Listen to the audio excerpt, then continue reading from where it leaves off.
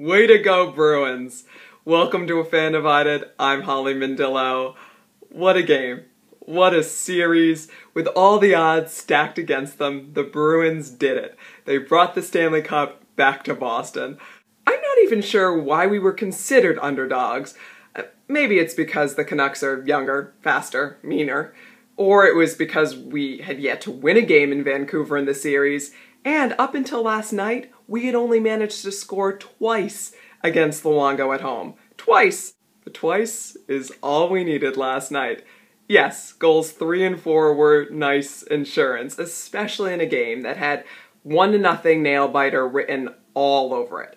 I'm usually good at sensing these sorts of games. The Giants have them all the time, usually against the Eagles. We'll be up 7-0, and somewhere in the middle of the second quarter, I look over at Joe or my father and say, "Guys, we're going to win this game 7-0, but it's going to be the longest 37 minutes of your life."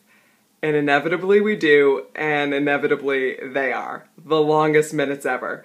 So I was glad to be wrong last night, because as I mentioned before, hockey minutes, way more stressful than football minutes. But the Bruins, it was clear they came in with a plan and they executed it beautifully. They needed to get to Luongo early and often, and once they did, they could not let up. They could not let the Canucks back in that game, and they didn't.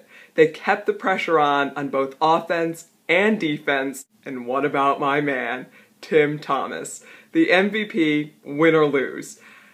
In my long and illustrious career in soccer, I played a lot of goal.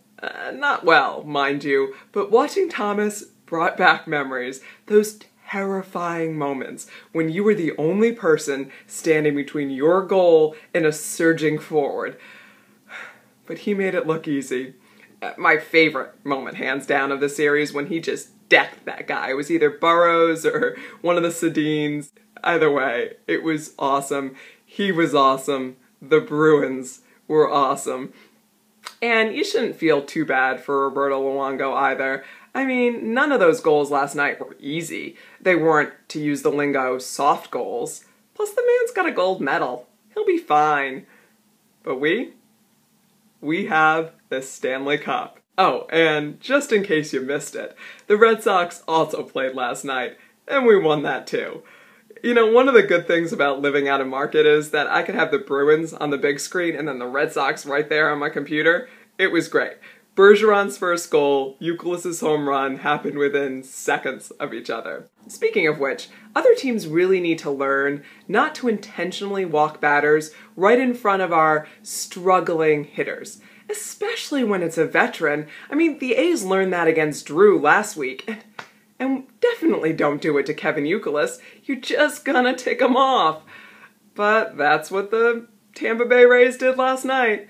Pedroia gets a triple. They intentionally walk Gonzalez to get to Uke, who, yes, hit into like a dozen double plays the night before. But what does Uke do? He hits a 3-run home run, of course. And that's all the Red Sox would need with Beckett on the mound. I think Beckett watched Shields' complete game shutout the other night and said to himself, "You know what, that looks fun. I think I'll do that. And you know what? I'll do it one better. I'll only allow one hit. One measly little dribbler up the third baseline." So, a complete game, 1 hit, shutout.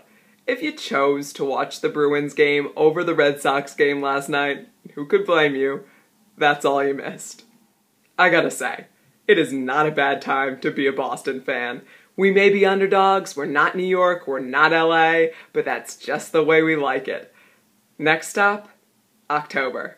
But the now cruising Red Sox should take a lesson from the Bruins. Never let up, because in a Game 7, anything can happen. Congratulations, Bruins. Congratulations, Bruins fans. And until next time when we'll be talking interleague play, I'm Holly Mandillo, and I am A Fan Divided.